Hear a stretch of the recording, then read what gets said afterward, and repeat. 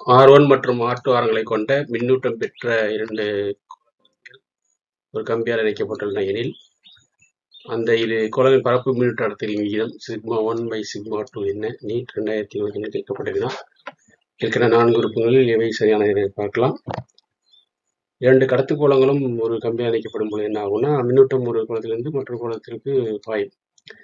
இந்த ஓட்டம் வந்து இரண்டு கோளங்களின் மின்னழுத்தமும் சமமாக வரை தொடரும். ஆகையால் V1 = V2 என ஆகும். R1 மற்றும் R2 ஆரங்களை கொண்ட கோள மின்னூட்டங்கள் முறையே 1/4πε0 Q1/R1 = 1/4πε0 Q2/R2. இது V1க்கு V2.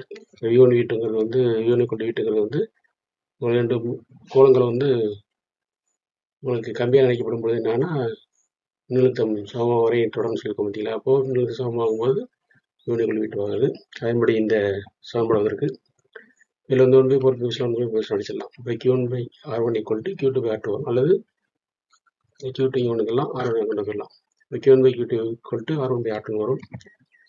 பரப்பு மின்னூட்ட அடர்த்தி சிக்மா என்பது மின்னூட்ட அடர்த்திக்கும் மின்னூட்டத்திற்கும் அதன் புறப்பரப்பிற்கும் உள்ள விகிதம்ங்கிறது நமக்கு தெரியும். அதாவது சிக்மா = Q/A. ஏங்கிறது என்னன்னா புறப்பரப்பு அதை கொடுக்குது. அப்படி கோளத்துக்கு 4πr² அந்த புறப்பரப்பு. σ1 = Q1/4πr1², σ2 = Q2/4πr2² வரும். ரெண்டு ஒரு கோளங்கள்ங்கிறதுல இப்போ இந்த 4π அடிச்சிடலாம். ஓகேவா? அங்கேயும் அடிச்சிடலாம் அல்லது இங்கே அடிக்கலாம். σ1/σ2 எடுத்தோம்னா உங்களுக்கு Q1/Q2 × R2²/R1² வரும். ஏன்னா Q1/R1², Q2/R2² இல்லைங்களா? இங்கே R2² மேலே போயிடும். Q1/Q2 × R2²/R1² வரும். இப்போ σ1/σ2 = Q1/Q2 ஏற்கனவே என்ன வச்சுருக்கோம்? சமன்பாடு மேலே பாருங்கள். Q1/Q2 = R1/R2.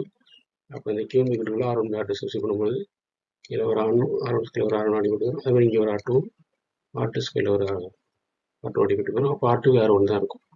இப்போ σ1/σ2 என்பது என்னன்னா R2/R1க்கு சமமாக இருக்கும். அதாவது ஆப்ஷன் சி சரியான விடை.